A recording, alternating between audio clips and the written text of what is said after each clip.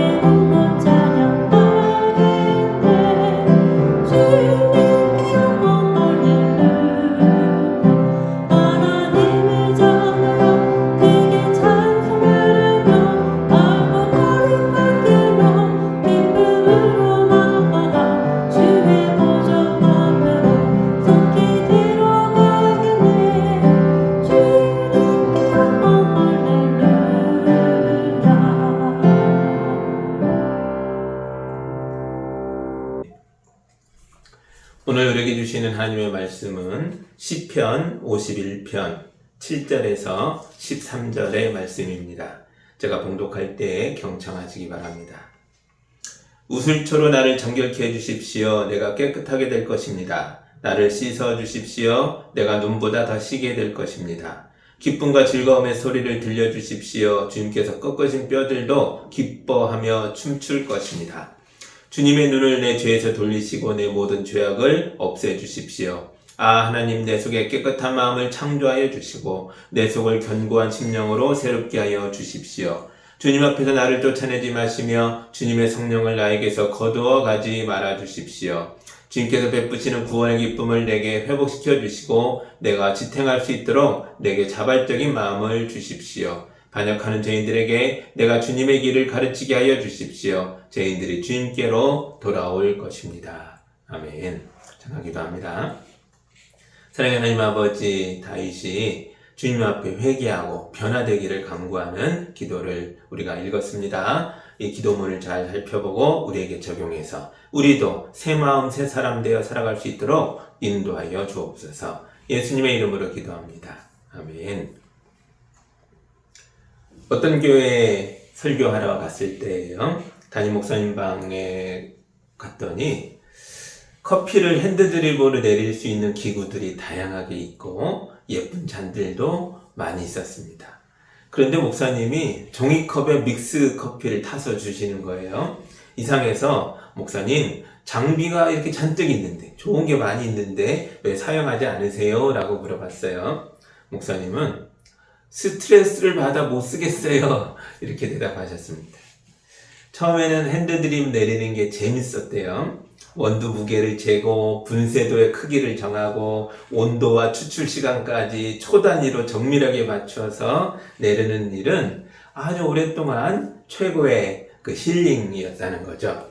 하지만 어느 순간 0.1g의 오차와 이 미세한 수온의 이 변화까지 예민하게 집착하게 되면서 커피 내리는 일이 즐거움이 아니라 스트레스로 바뀌었고 결국 흥미를 잃어버려서 안 하게 됐대요. 그냥 대기업이 만든 똑같은 맛을 항상 내주는 믹스커피를 다시 마시게 됐다는 거예요. 그래서 제가 목사님이 내린 핸드드립의 커피를 마셔보고 싶어요. 한 잔 만들어 달라고 제가 졸랐어요. 목사님이 막 주섬주섬 저울도 꺼내고 온도계도 꺼내고 막 이러길래 그러지 말고 그냥 있는 그대로 원두를 갈아서 뜨거운 물만 잘 부어주세요. 그렇게 말씀드렸습니다. 그렇게 커피가 내려졌고 한 모금 맛을 보는데 너무 맛있더라고요. 사실 목사님은 눈대중으로 해도 좋은 맛을 낼 수 있을 만큼 실력자셨던 거죠.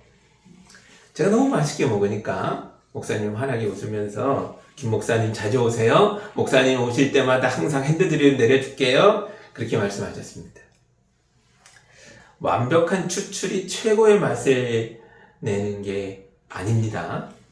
눈대중으로 대충 내린 커피라고 해도 손님에게 커피 한 잔을 내려주려는 그 여유로운 마음가짐과 그 커피를 함께 마시면서 나누는 따뜻한 대화가 곁들여지니까 최고의 맛이 우러난 거죠. 인생을 살다 보면 겉으로는 아무 문제 없어 보이는데 마음 깊은 곳에 재미가 없다. 언제까지 이렇게 살아야 되나 이런 허무함을 느끼는 때가 있습니다. 날마다 반복되는 일상을 잘 버티고 있어서 남들 보기에는 그냥 그럭저럭 잘 지내나 보다 할 수 있는데 내면에서는 열정도 식어버리고 이 의지도 꺾여 나가고 기쁨도 없어지는 그런 상태였다는 거죠. 교회에 와서 예배당에 앉아 있는데 예배의 기쁨과 감격을 내가 언제 느껴봤지? 까마득하게 그렇게 신앙이 냉랭해지는 때도 있다는 거죠. 이런 사람들이 남들 보기엔 괜찮아 보일지 모르나 내면에서부터 이미 심각한 위기가 시작된 겁니다. 이스라엘의 위대한 왕이요 위대한 신앙인이었던 다윗도 이런 위기를 겪어본 적이 있습니다. 다윗은 참으로 파란만장한 인생을 살았죠. 다윗은 어린 목동에서 출발해서 거인 골리앗을 쓰러뜨리고 공주와 결혼하는 일도 있었습니다. 왕의 사위가 된 거죠. 하지만 사울왕에게 미움을 받아 왕궁에서 쫓겨나 도망자로 또 이민자로 그렇게 산 적도 있습니다. 온갖 고생을 다 해요. 사울왕이 죽은 뒤에 이스라엘로 돌아왔지만 바로 왕이 된 게 아니에요. 7년간의 무시무시한 내전을 겪은 끝에 마침내 이스라엘의 왕이 된 거죠. 다시 겪은 외적인 시련들은 우리 같은 일반인으로서는 상상하기도 어려울 만큼 어마어마하게 큰 일들이었어요. 하지만 다윗은 믿음의 사람이었고 기도의 사람이었고 내면의 기쁨이 충만한 사람이었습니다. 그래서 수십 년에 걸친 외적인 시련들 속에서도 아름다운 찬양시를 만들어 노래하는 사람이었어요. 그러나 오늘 본문은 이런 다윗도 결국 무너졌다라는 걸 보여줍니다. 오늘 본문을 시편 51편 읽었잖아요. 51편의 표제요. 제목을 제가 읽어드릴게요. 지휘자를 따라 부르는 다윗의 노래. 다윗이 밧세바와 정을 통한 뒤에 예언자 나단이 그를 찾아왔을 때에 뉘우치고 지은 시. 이 51편의 표제요. 제목입니다. 다윗의 마음속에 믿음이 있고 찬양이 있고 기도가 있을 때는 그 어떤 시련도 다윗을 무너뜨릴 수가 없었어요. 그런데 지금은 다윗이 이스라엘의 왕이고 온갖 부와 명예와 성취를 누리고 있습니다. 세상의 조건이 완벽하고 최상급이었어요. 그럼에도 불구하고 다윗이 속절없이 무너져 내렸습니다. 외적인 시련이 무너뜨렸나요? 아니죠.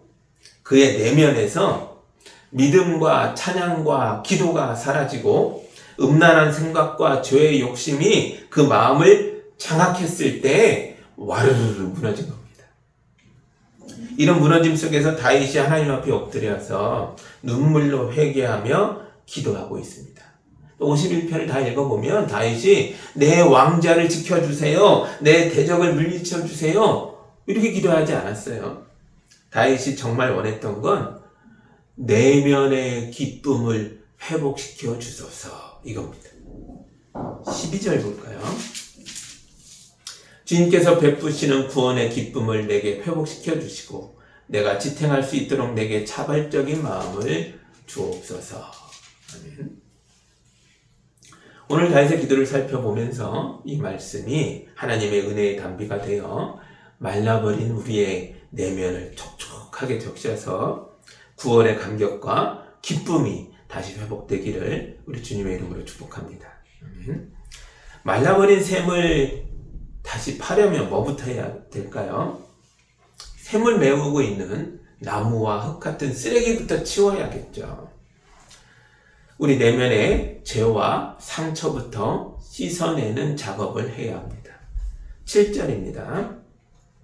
우슬초로 나를 정결케 해주십시오. 내가 깨끗하게 될 것입니다. 나를 씻어주십시오. 내가 눈보다 더 희게 될 것입니다. 아멘. 우슬초는 이 고대 사회에서 길에서 흔하게 볼 수 있는 풀이었습니다. 고대인들은 이 풀을 뜯어다가 붓이나 솔 대신 사용한 거예요. 레위기에서는 제사장이 우슬초를 정결 예식에서 썼어요. 나병환자가 병이 나았을 때나 아니면 죄인이 자기 죄를 회개했을 때 하나님 앞에 와서 희생제물을 바칩니다. 속죄의 제사죠. 그러면 제사장이 우슬초에 제물의 피를 적셔서 뿌리면서 깨끗해졌다라고 선언한 거죠. 다윗은 자기의 영적 상태가 나병과 같다라고 생각한 겁니다. 썩을 대로 썩어서 냄새나고 문드러졌다. 내가 범한 죄악이 너무 커서 너무 추하고 악해서 인간의 도덕이나 노력으로는 해결할 수가 없구나. 그래서 우슬초로 나를 깨끗게 해주십시오 라고 말한 거예요. 제사장이 피를 찍어 선포해 주듯이 하나님이 나를 깨끗하다 말씀해 주시기를 간청하고 있는 겁니다. 다윗은 나를 씻어 주십시오 라고 말하고 있잖아요. 구약성경에서 손발을 씻고 세수를 할 때 쓰는 단어는 라하츠라는 단어가 있어요. 이게 씻는다라는 원래 단어입니다. 그런데 다윗은 여기서 라하츠를 안 쓰고 카바스라는 단어를 썼어요. 카바스는 세수하고 목욕할 때 쓰는 단어가 아니고요. 언제 쓰냐면 더러운 옷을 물속에 넣고 발로 밟고 방망이로 쳐서 빨래판에 문질러서 때를 뺀다, 세탁한다 랄 때 쓰는 거예요. 다윗은 자신의 죄와 인생의 상처가 너무 골마 터져서 영혼의 깊은 곳까지 때가 껴서 오염돼서 목욕으로는 씻어낼 수가 없다는 걸 고백하고 있는 겁니다. 하나님이 나를 밟고 방망이로 치고 빨래판에 문질러서라도 내 영혼 가장 깊은 곳까지 오염된 걸 세탁해 달라고, 깨끗게 해달라고 기도하고 있는 거예요. 이렇게 하나님이 나를 세탁해 주셔야 내가 눈처럼 하얘진다는 겁니다. 하나님이 우리 영혼을 세탁하셔서 우리 마음이 정결해지면 그때 비로소 우리가 기쁨의 노래를, 구원의 노래를 다시 부르게 되는 겁니다. 이어지는 8절의 고백을 볼까요? 기쁨과 즐거움의 소리를 들려주십시오. 주님께서 꺾어진 뼈들도 기뻐하며 춤출 것입니다. 아멘.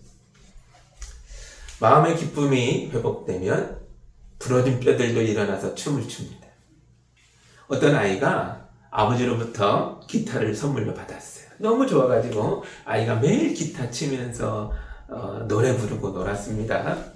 그러던 어느 날 아버지와 아이가 심한 말다툼을 했어요. 잔뜩 화가 나서 자기 방에 온 아이가 아버지가 주신 기타를 벽에 던져버렸고 그만 기타 목이 뚝 부러져 버렸어요. 노래도 없어지고 연주도 없어진 거죠. 며칠 뒤에 아버지와 아이가 화해했습니다. 아버지가 부러진 기타 목에 나사못을 2개 박아가지고 단단하게 고정해줬어요.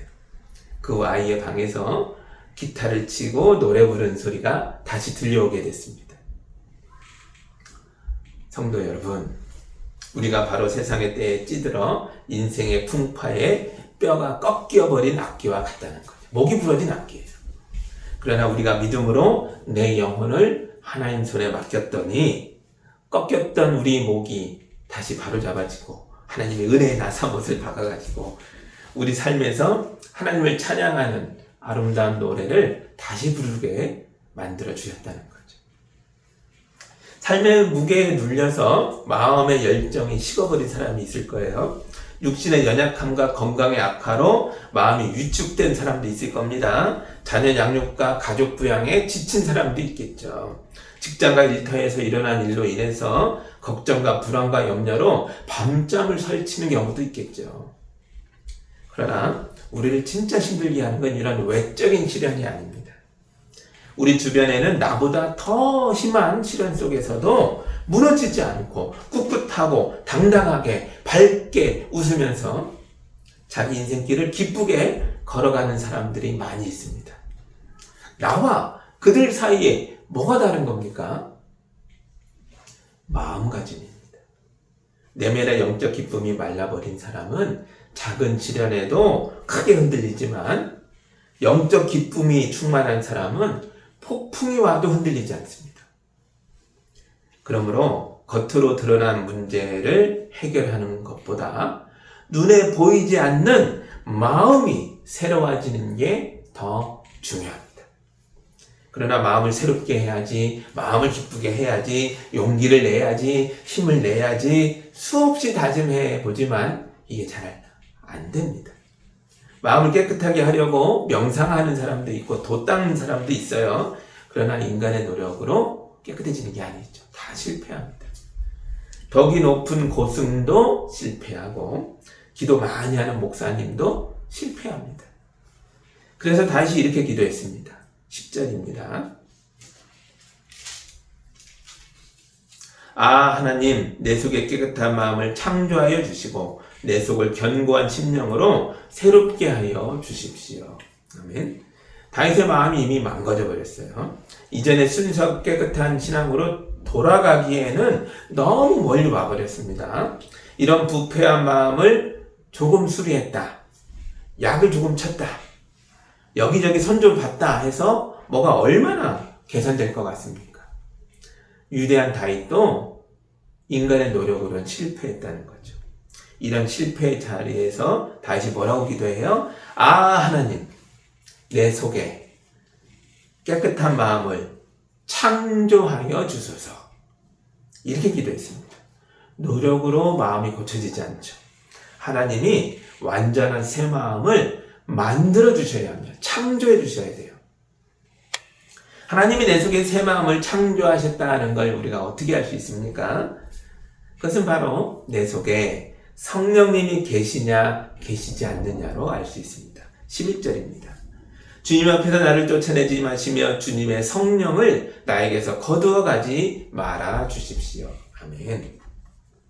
다윗은 자기 앞에서 전임자였던 사울왕을 보면서 살았었잖아요. 사울이 어떻게 무너졌는지 알죠. 겸손하고 믿음이 있을 때는 하나님이 그를 높여 이스라엘의 왕으로 만드셨으나 그 마음이 교만해져서 하나님을 떠나자 그 비어버린 마음을 악령이 와서 장악해버렸죠. 그러자 사울이 광기에 사로잡혀서 비루하고 비참한 말년을 보냈습니다. 다윗은 자기가 사울이 했던 실수를 똑같이 하고 있다는 걸 깨달았습니다. 그래서 나에게서 성령을 거두어 가지 말아 주소서라고 기도하고 있는 겁니다. 우리 마음이 새로워지는 건 곧 성령의 임재다라고 예수님도 말씀하셨습니다. 제가 요한복음 7장에 있는 말씀을 읽어드리겠습니다. 예수께서 일어서서 큰 소리로 말씀하셨다. 목마른 사람은 다 나에게로 와서 마셔라. 나를 믿는 사람은 성령이 말한 바와 같이 그의 배에서 생수가 강물처럼 흘러나올 것이다. 이것은 예수를 믿는 사람이 받게 될 성령을 가리켜서 하신 말씀이다. 아멘. 성경에서는 배가 마음의 자리입니다. 이게 무슨 소리인가 싶을 거예요. 그동안 이걸 설명해 주기가 참 어려웠는데 요즘 오디세이라는 영화가 크게 흥행하는 덕분에 설명이 쉬워졌어요. 이 영화의 원전은 호메로스의 오디세이아라는 책입니다. 시죠, 시. 호메로스는 사람의 희노애락을 표현할 때 반복적으로 횡격막이라는 단어를 사용했습니다. 횡격막이 뭐예요? 가슴과 배 사이에 있는 막입니다. 우리는 이 횡격막을 부풀리면서 숨을 쉬는 거죠. 고대 그리스 사람들은 맛있는 음식을 먹거나 아름다운 노래를 들어서 마음의 기쁨과 감동이 차오를 때 횡격막이 기쁘다라고 말했습니다. 기쁨이 가슴 깊은 곳까지 닿아서 벅차오르는 감정을 횡격막이 부풀어 오르는 이 실제 감각으로 느꼈던 거죠. 성경이 마음이 배에 있다 말하는 것도 같은 감각입니다. 마음이 눈에 보이지 않는다고 해서 숨길 수 있다고 생각한다면 그건 대단한 착각입니다. 내 속에서 출렁이는 마음의 변화가 신체 변화로 나오는 걸 막을 수가 없습니다. 내 안에 사랑과 행복의 감정이 가득 차오르면 밥을 안 먹어도 배가 부릅니다. 화가 나거나 기쁨이 사라지고 기분이 나쁘고 질투심이 생기면 내 배가 아파요. 그래서 사촌이 땅을 사면 배가 아프다 이런 말도 있는 겁니다. 그런데 내 안에 성령이 임하시니까 내 뱃속에 성령이 함께 계시니까 우리가 변화를 받아 새 마음을 갖게 됐어요. 배가 새 창조됐어요.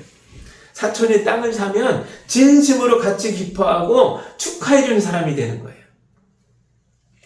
하나님이 창조하신 새 마음은 이런 얕은 수준도 넘어섭니다.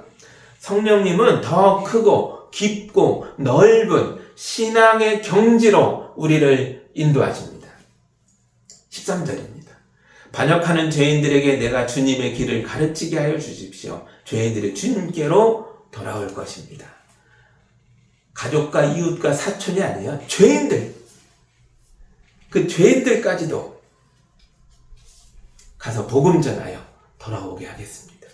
라고 다윗이 고백하고 있어요. 어떻게 가능했어요? 다윗이 처음에는 뭡니까? 내가 죄인이라는 걸 깨닫고 인정하고 고백하고 눈물로 회개하는 기도로 51편을 시작하고 있죠. 그런데 회개 기도를 통해 마음에서 악령이 떠나고 막힌 게 제거되고 성령이 임하시면서 그 뱃속에 새 마음이 창조됐습니다. 그러자 다윗의 기도가 놀랍게 변화되고 있어요. 나 같은 죄인들에게 가서 복음을 전하겠습니다. 내가 받은 구원의 기쁨을 다른 죄인들과 함께 나누겠습니다. 그래서 저들도 주님께로 돌아오게 하겠습니다. 이 뭐예요? 다윗이 사명자의 길을 걷겠다고 고백하고 있는 거예요. 사도 바울의 변화를 생각해 보세요. 그는 본래 대단한 민족주의자였고 종교적 열심에 사로잡혀 있는 광신도였어요. 그래서 교회를 부수고 교회를 잡아 죽이는 일에 평생을 바칠 결심을 한 사람이었습니다. 이랬던 사람이 예수님을 만나서 변화됩니다. 그의 뱃속에서 악령이 빠져나갔고 종교 중독이 빠져나갔고 왜곡된 민족주의가 빠져나갔습니다. 변화된 바울은 이방인들의 나라와 도시에 가서 복음을 전합니다. 유대인 민족주의자였던 바울이 이방인들을 구원하기 위하여 매를 맞고 돌에 맞아가면서 감옥에 갇혀가면서 복음을 전했다는 거죠. 성경을 자세히 보면 재미있는 걸 발견할 수 있어요. 바울이 예수님을 믿고 새 사람이 됐지만 바울이 처음부터 타고난 급한 성격과 외골수적인 성격은 조금도 바뀌지 않아요. 근데 뭐가 바뀌었습니까? 그의 마음에서부터 우러나오는 성품이 바뀝니다. 이전에는 바울이 교만하고 폭력적이었어요. 하지만 성령으로 충만해진 다음부터는 그의 내면에서 온화하고 다정하고 돌봄과 사랑이 충만한 성품이 배어나오는 거예요. 그래서 이방인들이 바울이 전하는 복음에 반응한 겁니다. 성령으로 충만한 것과 성령님이 내 속에 새 마음을 창조해 주셨다는 걸 우리가 어떻게 알 수 있냐고요? 감정의 동료가 나의 횡격막을 부풀리고 배를 들썩이듯이 우리의 말과 행실에서 드러나는 성품의 변화로 알 수 있습니다. 바울은 이것을 가리켜서 성령의 9가지 열매라고 표현했습니다. 갈라디아서 5장 22절의 말씀을 제가 읽어드릴게요. 성령의 열매는 사랑과 기쁨과 화평과 인내와 친절과 선함과 신실과 온유와 절제입니다. 이런 것들을 막을 법이 없습니다.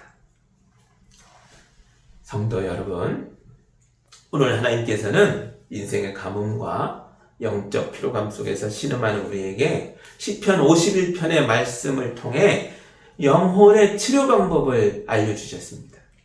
우리 인생을 덮고 있는 세상의 더러움과 상처를 하나님 앞에 솔직히 인정하고 내어놓으시기 바랍니다. 주님께서 십자가의 피로 우리를 깨끗게 씻어주실 때에 우리의 꺾였던 뼈들도 일어나 춤출 것입니다. 외적인 시련이 우리를 무너뜨리는 게 아닙니다. 사람은 내면의 마음이 무너질 때 무너집니다. 무엇으로 우리 내면의 마음을 지킬 수 있겠습니까? 믿음입니다. 예수님을 믿으십시오.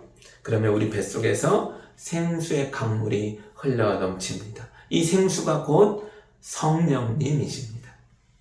성령님 임하시면 우리 타고난 성격은 안 변할지라도 뭐가 변해요? 우리 성품이 달라집니다.